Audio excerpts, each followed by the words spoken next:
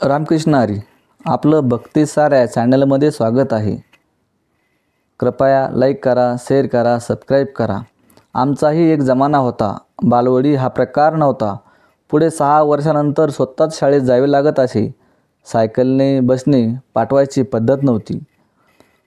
मुलं एकटी शाळेत गेल्यास काही बरे वाईट होईल अशी भीती आमच्या आईवडिलांना कधी वाटलीच नाही. पास नापास हेच आम्हाला कळत होतं. टक्केचा आणि आमचा संबंध कधीच नव्हता. शिकवणी लावली हे सांगायला लाज वाटायची, कारण असं हिनवलं जायचं.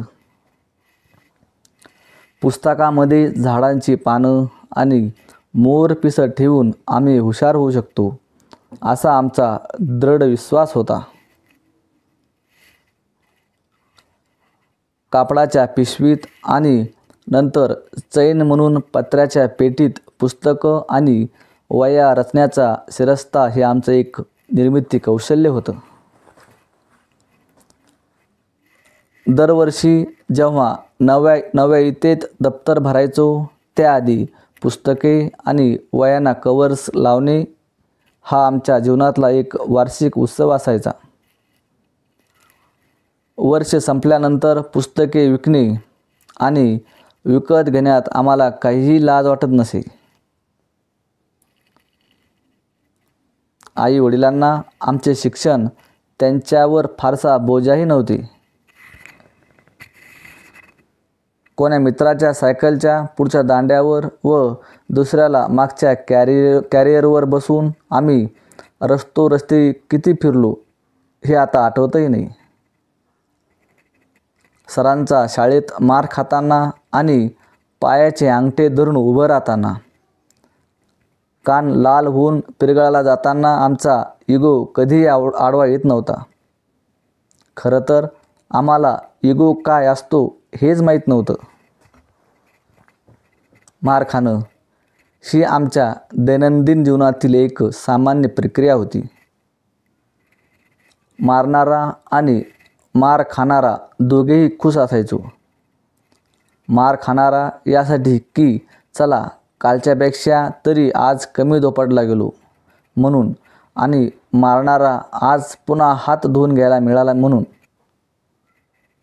बिनचपला बुटांचे कोणत्याही चेंडू आणि लाकडी बॅटने वेळ मिळेल तेव्हा ग्राउंडवर क्रिकेट खेळण्यातले काय सुख होते ते आम्हालाच माहीत होते. आम्ही पॉकेट मनी कधीच मागितला नाही आणि वडिलांनीही कधी दिला नाही. आमच्या म्हणून काही गरजाच नसायच्या. छोट्याशा असल्यास तर घरातली कोणीतरी पूर्ण करून टाकायची. 6 महिन्यातून कुरमुरे फरसाण खायला मिळालेच तरी आम्ही बेहद खुश होतो. दिवाळीत लवंगी फटाक्याची लढ सुट्टी करून एक फटाका उडवत बसणे त्यात काही अपमानास्पद आम्हाला वाटायचं नाही. आम्ही आमच्या आईवडिलांना कधी सांगू शकलो नाही की आम्ही तुमच्यावर किती प्रेम करतो,